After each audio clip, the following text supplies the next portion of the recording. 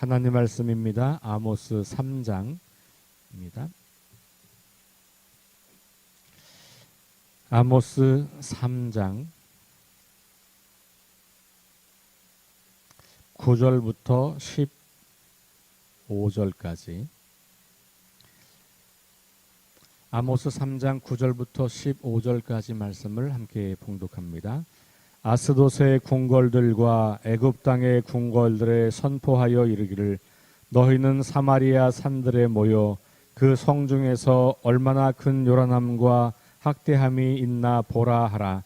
자기 궁궐에서 포학과 겁달을 쌓는 자들이 바른 일 행할 줄을 모르느니라. 여호와의 말씀이니라. 그러므로 주 여호와께서 이와 같이 말씀하시되, 이 땅 사면에 대적이 있어 내 힘을 쇠하게 하며 내 궁궐을 약탈하리라. 여호와께서 이와 같이 말씀하시되, 목자가 사자 입에서 양의 두 다리나 귀 조각을 건져냄과 같이 사마리아에서 침상 모서리에나 걸상의 방석에 앉은 이스라엘 자손도 건져냄을 입으리라. 주 여호와 만군의 하나님의 말씀이니라. 너희는 듣고 야곱의 족속에게 증언하라.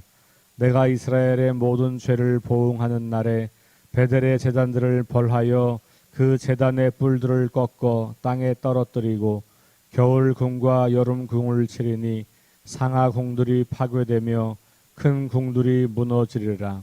여호와의 말씀이니라. 아멘. 3장은 아모스가 하나님의 말씀을 받아서 이 말씀을 전할 수밖에 없다. 자기가 선포하는 이 예언의 정당성을 하나님의 말씀, 하나님께서 자신에게 위임하신 그 말씀에 있다. 그러니 내가 다른 것이 아니라 하나님이 나에게 맡긴 말씀을 전할 수밖에 없다. 이런 이야기를 하는 거였죠. 그 앞부분에 그 하나님은 어떤 분이길래 나한테 이런 말씀을 맡기시냐. 하나님이 누구냐? 애굽에서 종살이 할 때 이스라엘을 구원하신 하나님. 이런 말씀이 있고, 모든 족속 가운데 너희만 알고 너희만 사랑한다. 그런 하나님. 이런 하나님. 그러니까 이스라엘과 하나님의 특별한 관계를 이야기하면서 그 하나님께서 나에게 이렇게 말하라고 말씀을 주셨다. 그러면서 내가 말씀을 받았기 때문에 전하는 거다라고 이야기를 하면서 구체적인 말씀의 내용이 이제 오늘 읽은 이 말씀이지요. 물론 이제 뒤에도 쭉 6장까지 연결되는 단락입니다만, 오늘 9절부터 15절까지 말씀, 3장에 나와 있는 후반부의 말씀을 살펴보면서 하나님께서 이스라엘 백성들에게 어떤 심판의 경고의 말씀을 주셨는가, 그 말씀이 오늘 우리에게는 어떤 의미가 있는가 함께 생각해 보려고 합니다. 먼저 아스돗의 궁궐들과 애굽 땅의 궁궐들에게 선포하여 그들을 데리고 와서 그들이 사마리아 산을 보게 하라, 이렇게 이야기해요. 굉장히 독특한 표현입니다. 왜냐하면 증인을 세우는 거기 때문에 그래요. 사마리아 성이 얼마나 죄악된 도시인지를 증인을 세워서 보여주는 겁니다. 근데 그 증인이 하나님 나라 백성들이거나 하나님을 신실하게 섬기는 사람들이거나 이런 사람들이 아니에요. 아스돗과 애굽, 이방 나라입니다. 이방 나라. 특별히 그 당시 가장 강대하다고 여겨졌던 나라들 중에 애굽은 어떤 나라죠? 이스라엘 백성들이 출애굽하기 전에 그들을 억압했던 나라. 그리고 출애굽한 이후에도 여전히 그 강대국으로서 그 지역을 약한 나라들, 이스라엘뿐만 아니라 이 약소국들을 집어삼키려고 하는 그런 야욕을 끊임없이 가지고 있는 나라. 힘을 가지고 주변 나라들을 강제로 점령하고 정복하고 그들을 죽이고 그들을 억압하는데 그 힘을 쓰는 대표적인 주자가 애굽이에요. 아스돗은 어디냐? 블레셋의 도시 중에 하나예요. 그러니까 이것은 블레셋을 말합니다. 블레셋이라고 하면 애굽에서 나와서 가나안 땅에 들어왔을 때 있던 민족들이고, 가나안에 정착했음에도 불구하고 실은 끊임없이 이쪽 지역 사람들은 계속해서 갈등을 일으켰고, 그러니까 이 사람들도 힘을 가지고 유다와 이스라엘을 끊임없이 괴롭혔던 그런 대표적인 나라인 거죠. 이 두 나라, 그런데 공통점은 하나님을 섬기지 않는 나라.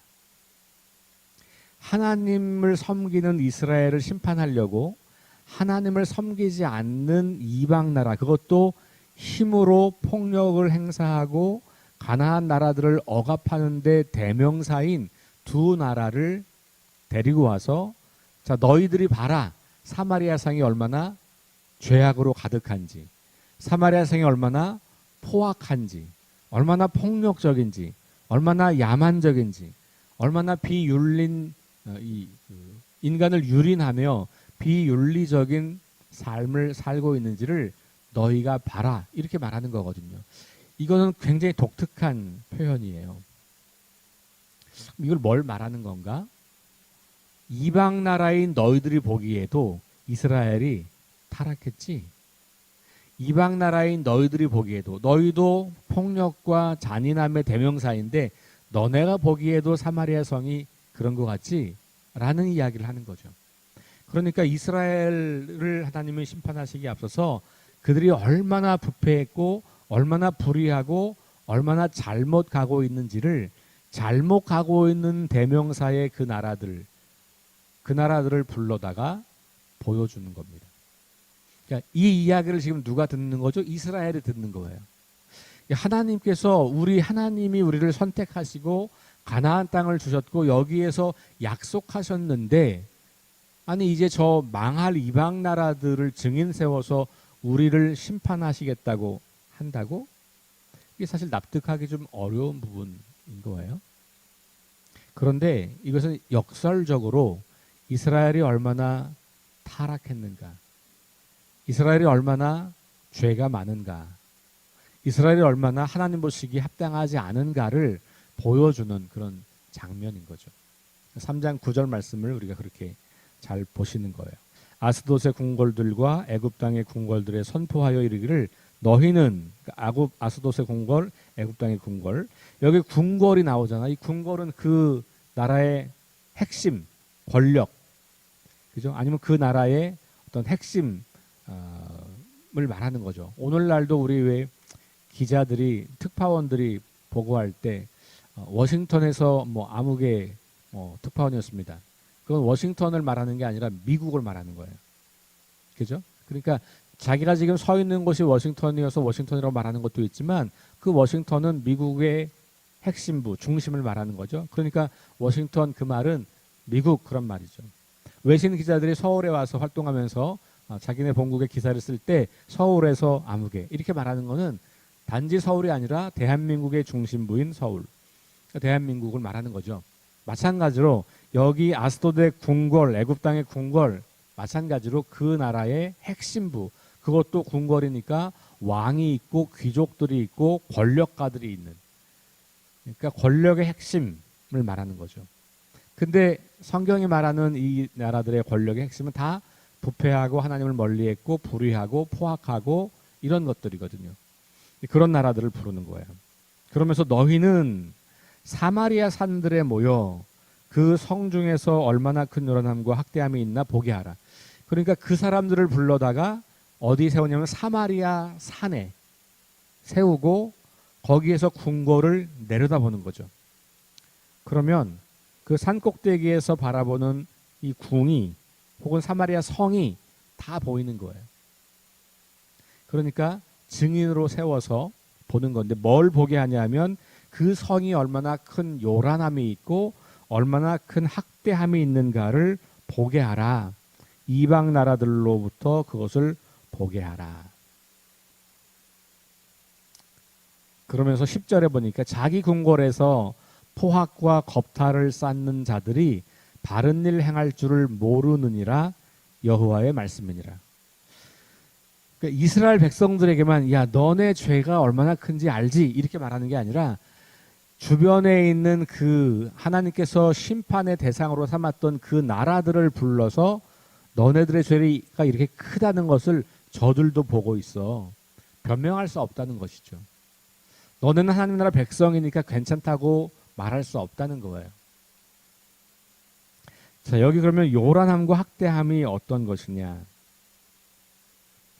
요란함과 학대함이라고 나와 있어요. 네, 여기 새 번역에서는 혼란과 억압 이렇게 이제 나와 있어요. 혼란과 억압. 그러니까 혼란과 억압, 요란함이 있고, 그러니까 도시가 늘 불안하고 시끄럽고 혼란하고. 왜 그러냐면 가진 자들이 늘 없는 자들의 것을 빼앗기 위해서 애쓰니까 가난한 자들은 늘 그것에 때문에 안정된 삶을 살지 못하잖아요. 그러니까 그 늘 혼란함이 있는 것이죠. 그 다음에 학대함. 이건 당연히 힘을 가진 사람들이 힘이 없는 사람들을 향해서 하는 행동들이죠. 억압, 학대 이런 것들. 요란함이 평안하지 못하고 어지러운 현실을 드러내는 단어라면 학대함 혹은 억압이라고 하는 단어는 권세 있는 자들이 약한 자들을 향해서 자행하는 그런 폭력적 행위들을 보여주고 있는 것이죠. 구체적으로 10절에 가면 바른 일, 포학과 겁탈을 쌓는다 이렇게 나와 있잖아요. 그렇죠? 포학과 겁탈을 쌓는다. 포학이라고 하는 건 폭력, 학대 이런 말이고 겁탈이라고 하는 것은 폭력과 강탈로 재물을 쌓는다. 여기서는 이제 겁탈을 쌓는다 이렇게 표현을 하고 있는데 이것이 바로 그 폭력과 강탈로 약한 사람들을 짓밟고 유린하고 빼앗고 그러면서 자기들이 재물을 쌓고 있다. 이렇게 이야기하는 거죠. 그리고 그들이 바른 일을 행할 줄을 모른다. 정의와 공의를 세울 줄 모른다. 이게 사마리아 성의 지금 모습인 거고 특별히 궁궐에서 그런 일이 있다라고 하는 이야기니까 권세자들, 통치자들, 권력자들이 그렇게 살고 있다라는 것을 말해주고 있어요. 그래서 11절부터 그러므로 이스라엘이 북이스라엘이 사마리아가 지금 이러한 지경이니 이런 말이죠. 사마리아는 북이스라엘의 수도예요. 그러니까 여기서 사마리아 궁궐, 사마리아 성이라고 하는 말은 방금 말씀드린 것처럼 그 이스라엘 전체를 다 대변하고 있는 거예요. 그러므로 11절 주 여호와께서 이와 같이 말씀하시되 그러면서 너희의 그 죄악, 포악, 겁탈을 쌓는 것, 바른 일 행하지 않는 것, 그 성이 요란하고 늘 학대가 가득한 그것 때문에 하나님께서 말씀하신다. 이런 말씀이 하나님 말씀이다. 라고 하면서 11절 중반부터 나오는 거죠. 이 땅 사면에 대적이 있어 내 힘을 쇠하게 하며 내 궁궐을 약탈하리라. 그러니까 너희가 지금 힘을 가지고 힘없는 사람들을 약탈하고 있는데 곧 너희가 주변의 힘센 나라들에 의해서 약탈당할 것이다. 너희가 행한 대로 그대로 다 갚음을 받게 된다라는 말을 하고 있는 거죠. 내 규팅이 사면이라고 하는 것은 동서남북 네 군데를 말한다기보다는 모든 곳에서 이렇게 말하는 거죠. 성경에서 이렇게 땅을 네 구퉁이로 나누잖아요. 동서남북 이렇게. 그것은 단순히 지리적인 방향을 말하는 것이 아니라 사방이라고 말하는 것은 전체를 말하는 거예요. 전체. 그러니까 이스라엘이 도망갈 데가 없을 만큼 이곳저곳에서 힘센 나라들이 들어와서 너희의 힘을 쇠하게 하고 너희의 궁궐들을 다 약탈한다. 너희들이 지금 하고 있는 그대로 당한다라는 이야기예요. 12절 여호와께서 이와 같이 말씀하시되 목자가 사자 입에서 양의 두 다리나 귀 조각을 건져냄과 같이 사마리아에서 침상 모서리에나 걸상의 방석에 앉은 이스라엘 자손도 건져냄을 입으리라. 자, 비유를 쓰고 있어요. 목자가 사자 입에서 양의 두 다리나 귀 조각을 건져냈다. 이거 생각해 보시면 이미 이 양은 어떻게 된 거예요? 다 찢겨서 죽임을 당한 거죠. 그런데 그 일부, 두 다리, 귀 조각 이거 갖다 놓는다고 살아요? 살지 못해요. 죽은 거예요 이미. 회생할 수 없는 상태. 그런데 그 찌꺼기들 일부가 그냥 목자가 그걸 찾아낸다라는 거죠. 그런 것처럼 회생할 수 없을 만큼 완전히 멸망하게 되는 이스라엘을 말하고 있는 거고, 그 뒤에 뭐라고 그러냐면 사마리아에서, 그러니까 이스라엘 너희들이 침상 모서리나 걸상의 방석에 앉은 이스라엘도 건져냄을 입으리라. 그러니까 여기 이스라엘도 완전히 다 무너지고 폐허가 된 거예요. 근데 침상 모서리나 걸상의 방석에 앉은 이스라엘 자손이니까 아주 일부의 사람들, 그러니까 완전히 망하지만 아주 일부의 사람들, 그 모서리에 있던 사람들, 주변이 아닌 사람들,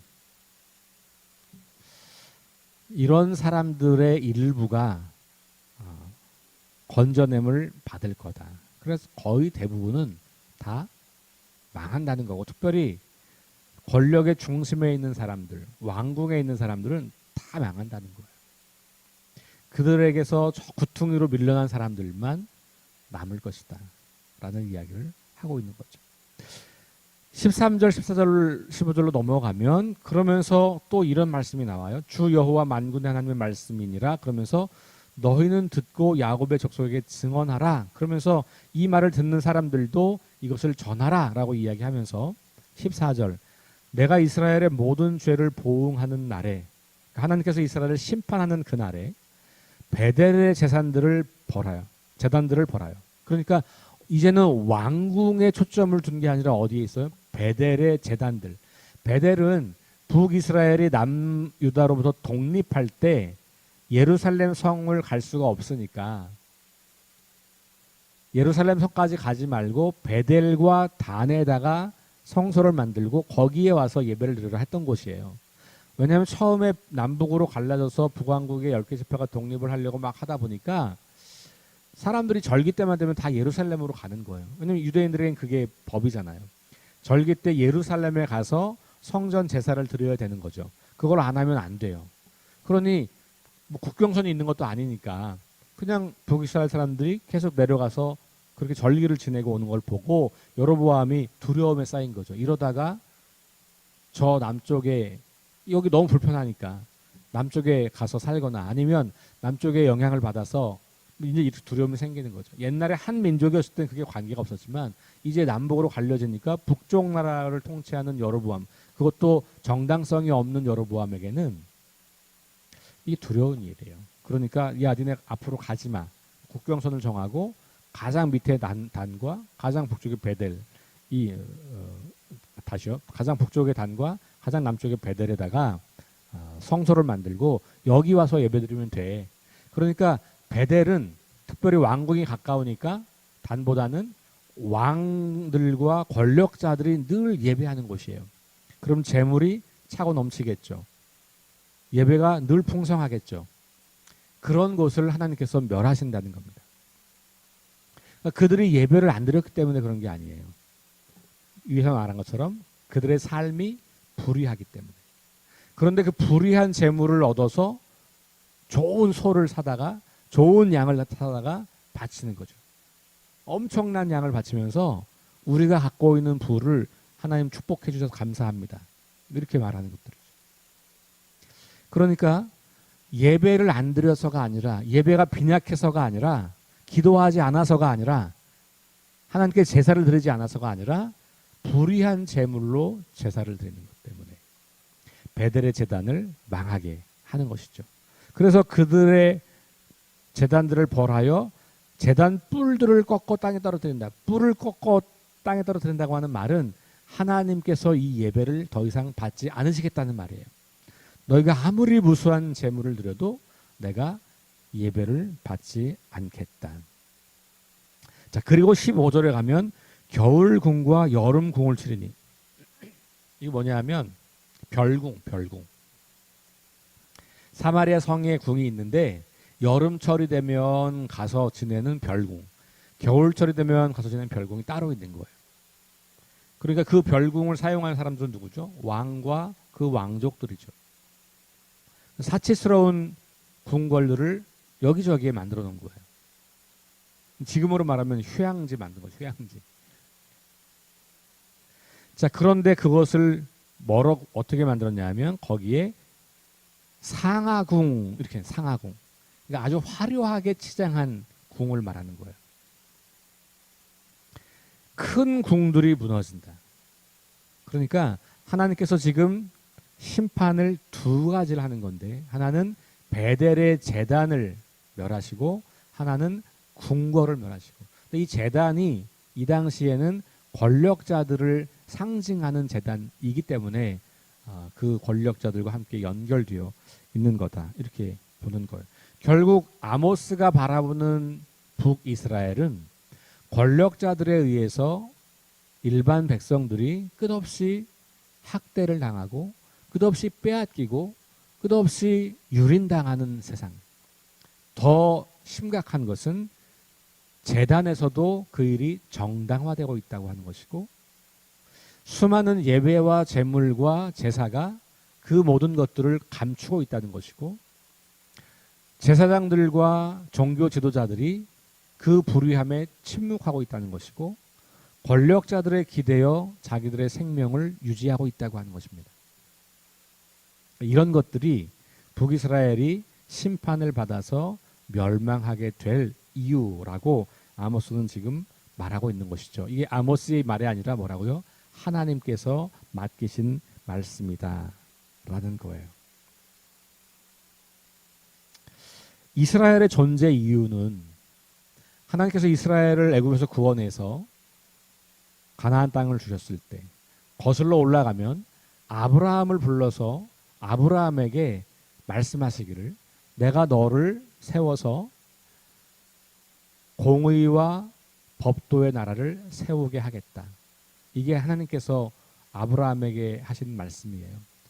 12장에는 우리가 복의 근원이 되게 하겠다. 이렇게 표현을 했어요. 19장으로 가면 소돔과 고모라를 멸망시키는 이야기 바로 앞에 하나님께서 아브라함을 부르는 불러서 세운 목적을 말하는 그런 장면이 나오거든요. 한번 찾아보겠습니다. 이 말씀은 굉장히 중요한 말씀이어서 창세기 19장 18절 말씀이에요. 다시요. 18장 19절 말씀.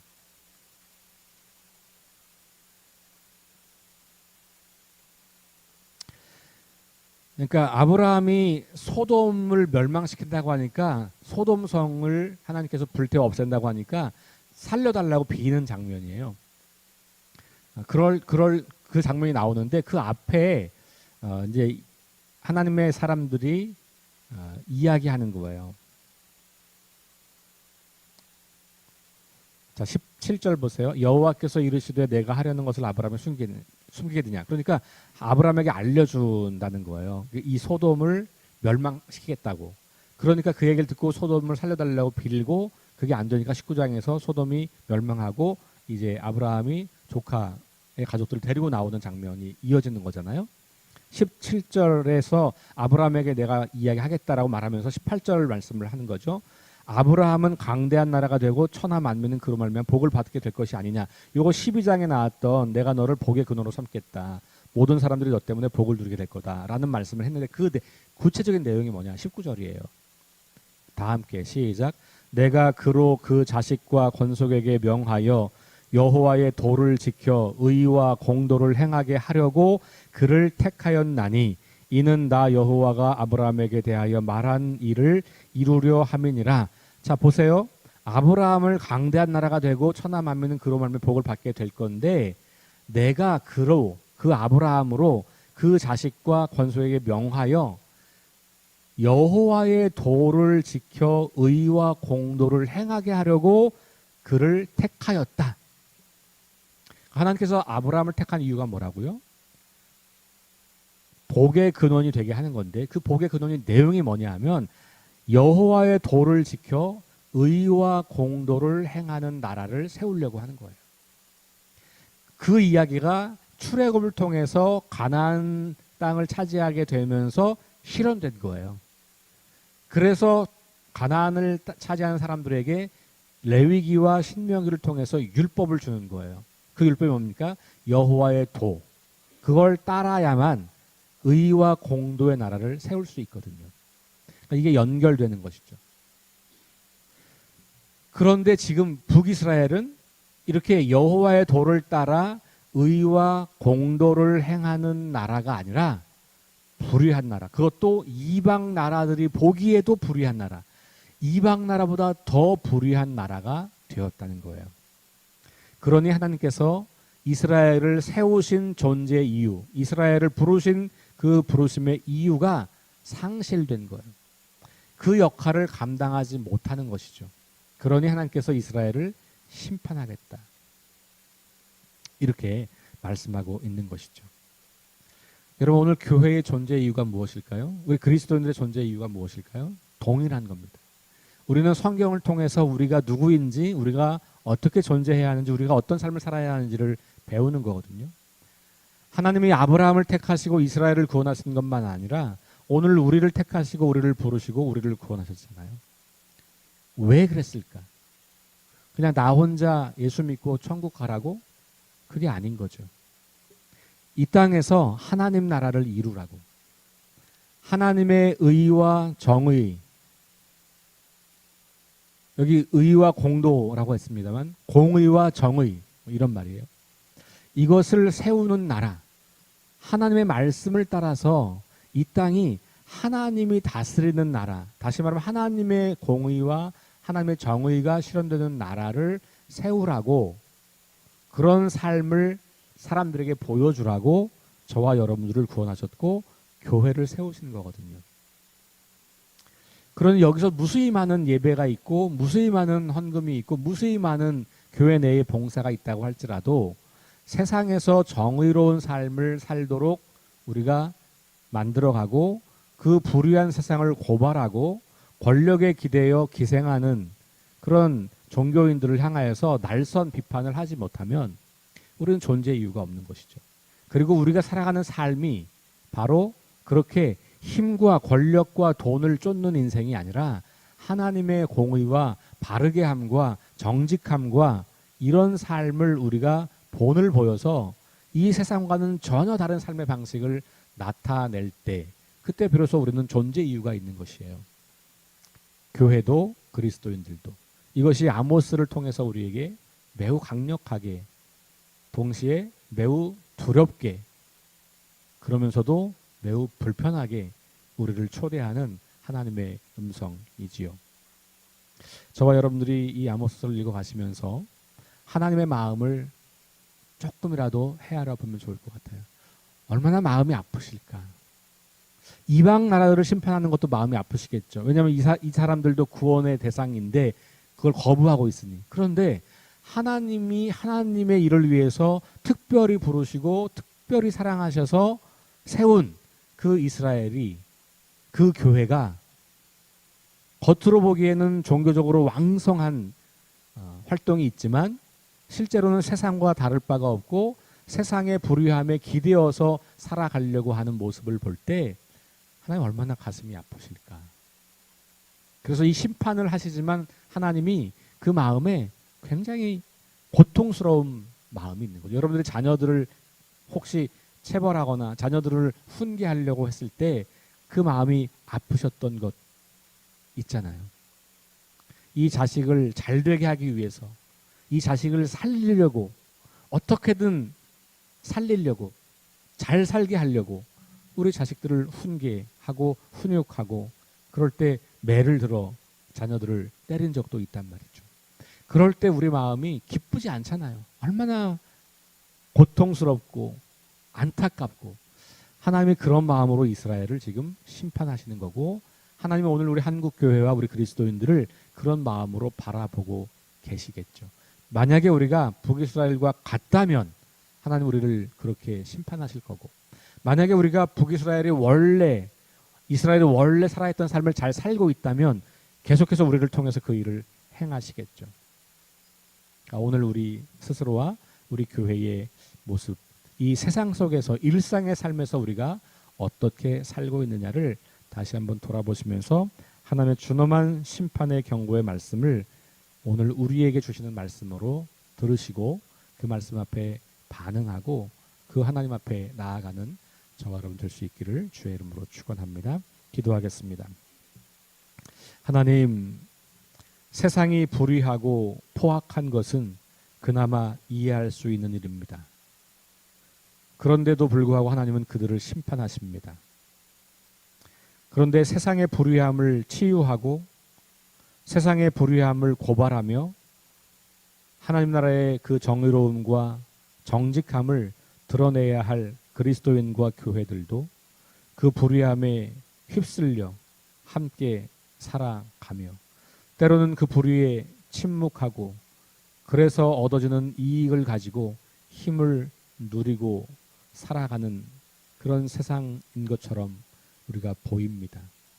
우리의 삶에도 그러한 부분들이 보여서 두렵습니다.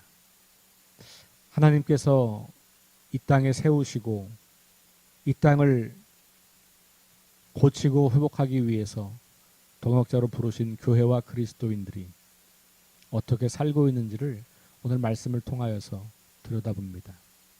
나는 어떻게 살고 있는지, 나는 무엇을 추구하고 있는지, 나는 무엇을 꿈꾸고 있는지, 우리 석교교회는 무엇을 목표하고 무엇을 소망하고 어떻게 이 땅에서 존재하려고 하는지 우리의 존재 이유를 이 아침에 다시 새겨봅니다.